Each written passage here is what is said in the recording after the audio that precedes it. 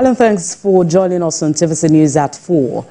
The Court of Appeal in Abuja has affirmed the judgment of the Federal High Court, which set aside the River's 800 billion naira budget passed by 5 members of the House led by TVC News On. The court held that the presentation of the budget was a gross violation of the Constitution. The said budget should be represented to the House of Assembly led by Amaewhule-Led. The appellate court dismissed the appeal filed by the governor of Rivers State, Siminalayi Fubara, on grounds that it lacked merit. The court also held that Governor Fubara had withdrawn his counter-affidavit at the lower court in the matter, and as such cannot commence an appeal on the said matter. The Federal High Court in Abuja had in January ordered the governor to represent the budget to the legally constituted House of Assembly under the current Speaker of the House of the Assembly. The development came after 25 of the lawmakers in the Assembly defected to the All Progressives Congress from the People's Democratic Party, with their seats declared vacant. And as the world commemorates this year's Mental Health Day, the First Lady of Nigeria, Tinubu, is calling for more commitment to improving mental health awareness and enjoin individuals to seek medical help and early counseling. The First Lady in the statement calls on individuals to speak up, explaining that emotions bottled up is the beginning of mental health issues and challenges that confront individuals.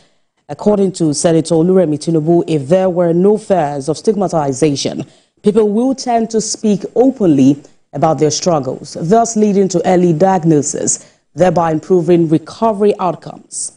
This year's theme is time to prioritize mental health in the workplace. It's timely, especially in times like this, when most people feel dissatisfied at the workplace for several reasons that could affect one's mental well-being.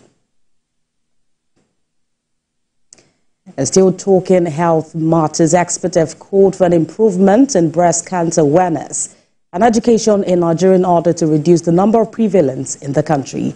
They made this known during a free screening and sensitization program held in Abuja. Senior reporter Kazim Olowe reports.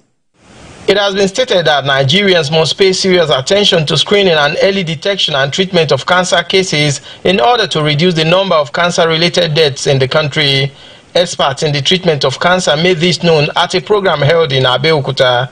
They say cases of breast cancer is on the increase in Nigeria, and they want people to take action in order to reduce the gap. You know, the prevalence of cancer in Nigeria, as at the last global count, we had over 100,000 new diagnoses in a year, and because of that, much more than that, we realized that even the mortality is about 70,000. I mean, for that period, and because of that, as much as possible, I mean, we realized that the key to survival is early detection, because those are present early in stage 1. They can have treatments like surgery, they can have treatments like chemotherapy or radiotherapy.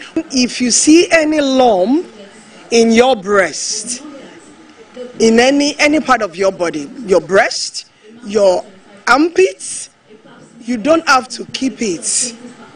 Don't allow it to keep growing. You need to alert somebody. Alert your husband, alert the doctor, alert even nurses around you. There should be no lump in any part of the body or any lump in the breast that remains there. It must come out. They also advise people not to see cancer as death sentence, but they should take action on time in order to ensure that they get adequate treatment, as many cancer cases can be treated once detected early. One of the survivors also advised those who are yet to go for screening but have lumps in their body to do so on time. The problem with the people is that they don't want people to know they are having this thing. That's the issue.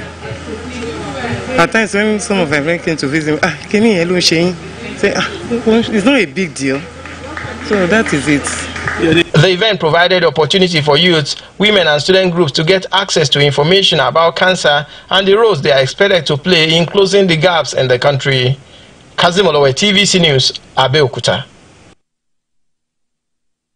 Now let's go to Kebbi, where a development forum has condemned the murder of the district head of Kania in Danko Wasago local government area, Isa Daya. The forum also condoled with the family of the deceased, the governor of Kebbi, and the emir of Zuru, Sani Gomo II.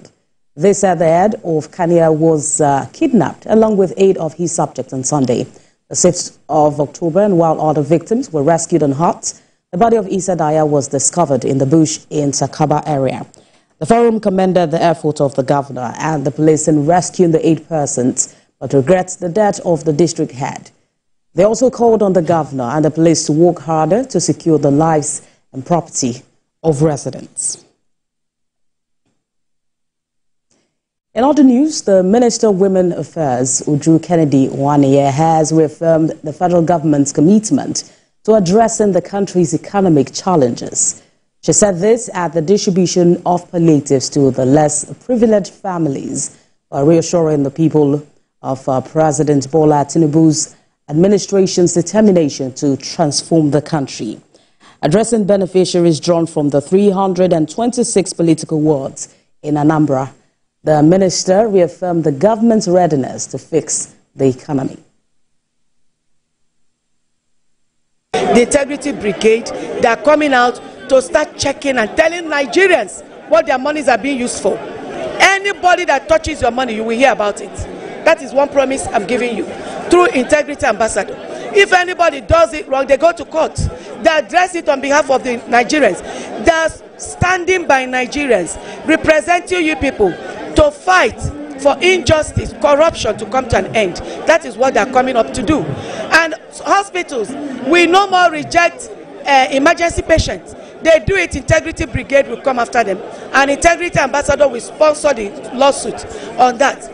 Schools will start taking precautions so that our children will stop dying early. They have done good and they will still do more. It's a present continuous tense measures. There are short-term measures, there are medium-term measures, and there are long-term measures. The long-term measures of the president is the reforms that will yield by early next year. That's why he said, be patient with me because of the reform. What we are doing now is just the interim measure to curb hunger. And finally on the news this hour, President Bola Tinubu has congratulated the chairman, Chief Executive Officer of the Nigerians in Diaspora Commission, Abike Dabiri-Erewa, on her 62nd birthday coming up 11th of October. The president in a statement explained that Mrs. Dabiri-Erewa's contribution to the nation, particularly in an effort to bridge the gap between Nigeria and its diaspora, have extended far beyond the newsroom, making us all proud and appreciative of her work. The president lauded her tireless effort to ensure that the rights of Nigerian migrants are respected. He also commends her work in facilitating investment and business opportunities between Nigeria and the diaspora.